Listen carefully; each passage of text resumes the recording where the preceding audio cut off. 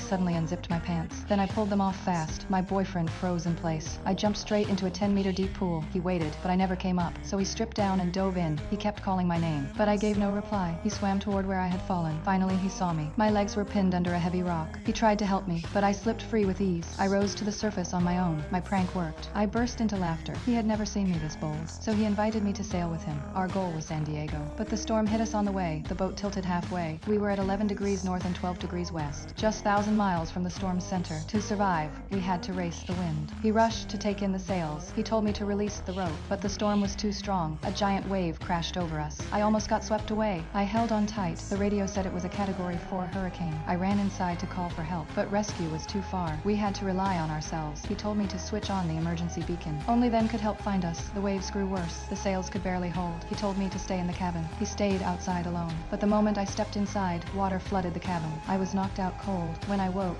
daylight had come. Water filled the cabin. Blood ran down my forehead. I could barely stand still. I called his name again and again, but there was no answer. A bad feeling struck my heart. I stumbled to the deck. He was nowhere to be seen. Water kept rushing in on this endless ocean. I had no sense of direction. I pulled the lifeline, but nothing was there. I tried to reach rescue, but the signal was gone. Despair swept over me. My hands shook as I raised the binoculars. I scanned the horizon, but the sea was empty. I collapsed on the deck, crying. After the tears, I forced myself up. I lifted the binoculars again. The lifeboat was gone. Maybe he was on it. Hope lit up again. I tried to start the boat, but the cabin was too flooded. I cleared the water. I sealed the leaks with tape. After 2 hours, I raised the sails, and at that moment, I made a new discovery at sea.